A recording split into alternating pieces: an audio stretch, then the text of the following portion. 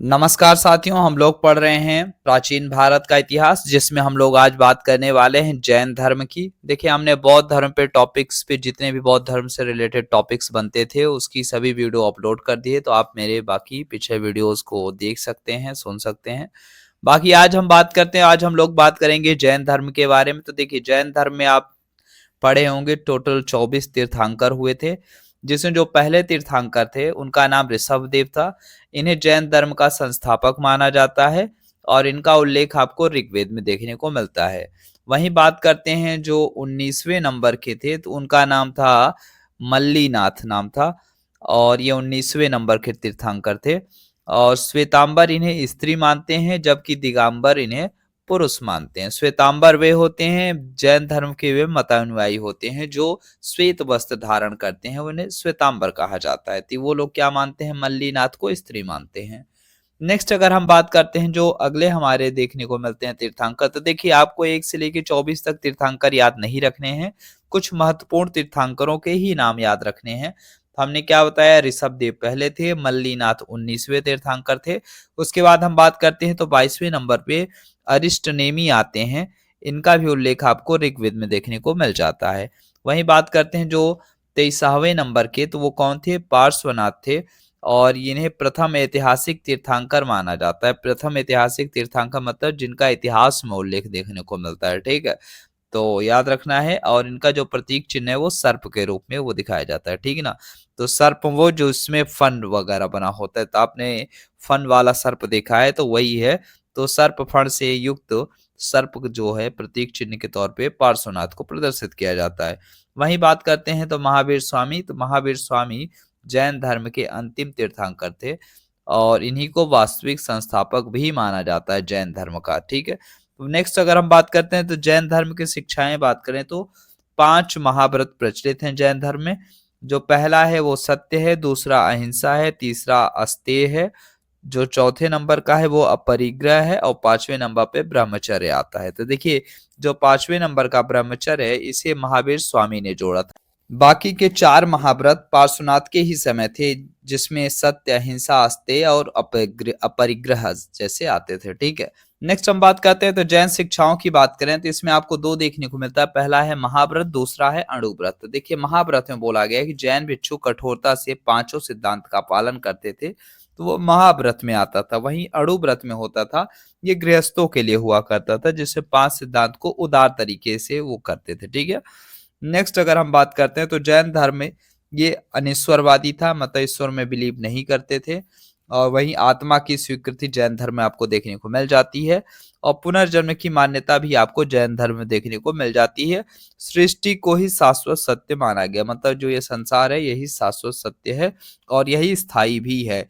और नेक्स्ट एक चीज और आपको याद रखना है, कैवल्य, मतलब जो सर्वोच्च ज्ञान की प्राप्ति को कैवल्य कहा जाता था, और जो इसे प्राप्त कर लेता था उसे केवलिन कहते थे। क्या कहते थे, केवलिन, ठीक है। और नेक्स्ट अगर हम बात करते हैं तो आपको एक चीज और आपको याद रखना है, जो जैन धर्म में आपको त्रिरत्न की मान्यता आपको देखने को मिल जाती है, जिसमें सम्यक ज्ञान, सम्यक दर्शन और सम्यक आचरण की बात कही गई है। और यही आप देखेंगे तो जैन धर्म में एक चीज और आपको देखने को मिलती है, संथारा या निर्जरा पद्धति बोलते हैं या संलेखना पद्धति बोलते हैं। इसमें जब आप हिस्ट्री में पढ़ते हैं तो मौर्य सम्राट चंद्रगुप्त मौर्य जो हैं वो अपने देह का त्याग संलेखना विधि से करते हैं या संथारा विधि कहते हैं। श्रवण श्रवण बेलगोला ये आपको कर्नाटक में देखने को मिलता है। तो वहीं पे चंद्रगुप्त मौर्य अपने शरीर का, है ना, तो अपनी जो शरीर का देह त्याग करते हैं तो संलेखना संथारा विधि से करते हैं, ठीक है। और नेक्स्ट अगर हम बात करते हैं तो एक चीज और आपको याद रखना है कि जैन संघ के बारे में बात किया जाए तो महावीर स्वामी से पहले ही जैन धर्म में संघ की स्थापना हो चुकी थी। स्त्री एवं पुरुष के संघ होते थे, और पार्श्वनाथ के समय स्त्री संघ की जो अध्यक्ष थी उनका नाम था पुष्पचूला, ठीक है। तो कभी कभी पूछ लिया जाता है पुष्पचूला कौन थी, तो याद रखना स्त्री संघ की अध्यक्ष थी। जैन धर्म से संबंधित संघ हुआ करता था और वो टाइम पीरियड किसका था, पार्श्वनाथ का था।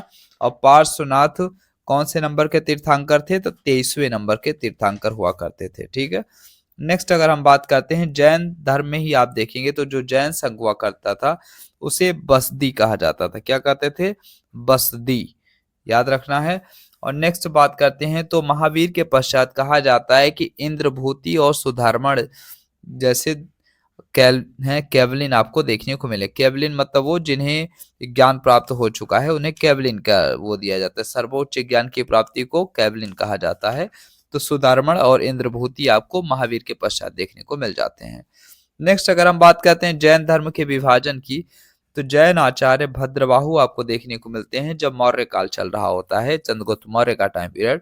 उसी समय कहा जाता है कि मगध में लगभग 12 वर्षों का अकाल पड़ा था, जिसके परिणाम स्वरूप ये आपको देखने को मिला कि जो जैन भिक्षु थे वो भद्रबाहु के नेतृत्व में दक्षिण भारत की ओर चले गए।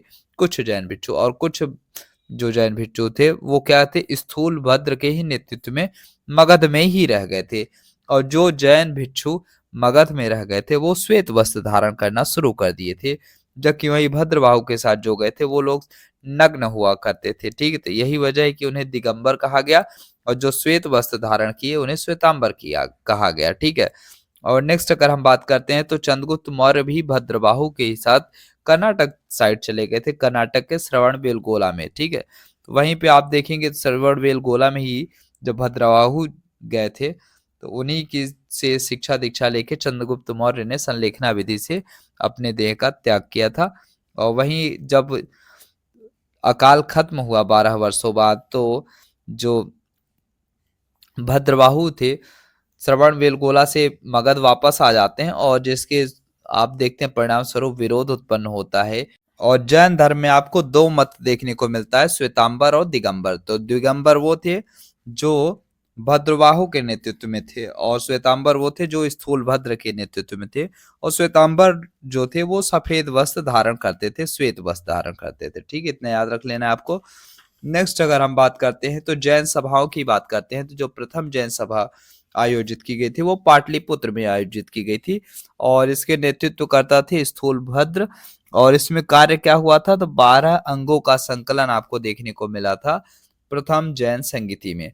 वही बात करते हैं जो दूसरी जैन सभा हुई थी वो वल्लभी में हुई थी और उसमें जो नेतृत्व करता थे उनका नाम था देवाधि क्षमा श्रमण था।